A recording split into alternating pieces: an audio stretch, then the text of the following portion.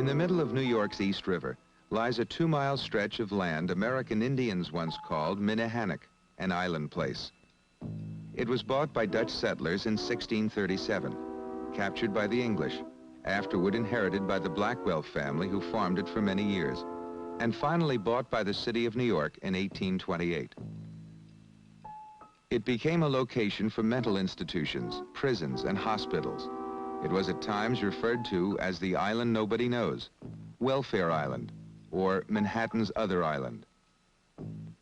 Starting in the 1950s, it fell into disuse and disrepair, and the question arose, in the minds of citizens and city planners alike, how to make the best use of prime land in a city where space was at a premium.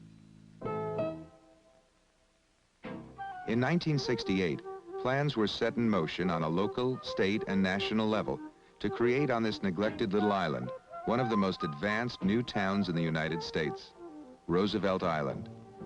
Some of the old buildings have been preserved as historic landmarks and integrated functionally into the life of the community. The 18th century Blackwell House stands in sharp contrast to the modern lines of this urban renewal development. Architects were careful to design these buildings so that almost every apartment has a view of the river. Main Street, the island's main thoroughfare, is fashioned after a twisting European village-type street. Vehicles are not allowed on the island except by special permission and for limited periods of time. Donald and Janet Goldman are moving to Roosevelt Island from the Boston area. Mr. Goldman is a computer programmer. Mrs. Goldman, a graphics designer. They read about the Roosevelt Island project and decided it was the place to make their home. It has a lot of appeal for us because we didn't want to commute. My wife Janet works in Manhattan, I work in Woodside and Queens, and sort of halfway between.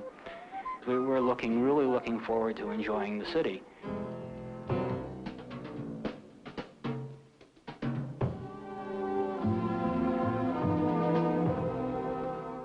An entirely new school system has been developed here. 5 separate mini-schools are tucked into the ground floors of apartment complexes dispersed throughout the island, each for about 225 students, all within walking distance. These schools offer some of the finest education. In addition, daycare centers are available to working parents.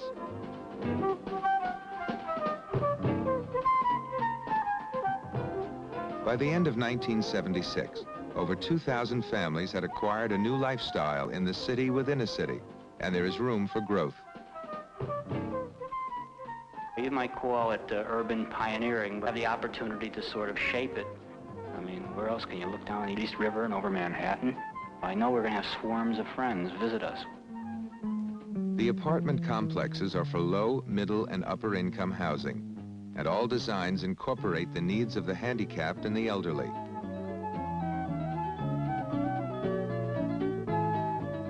One of the newest forms of transportation in New York is the battery-charged electrobus, clean, noiseless, pollution-free.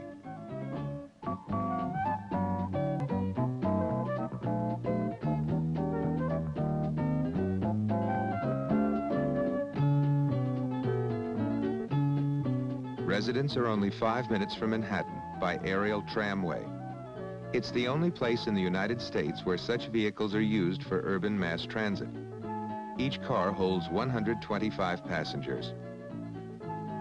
Roosevelt Island stands as an example of innovative planning and cooperation by many levels of government. It's a prototype for enlightened city planning.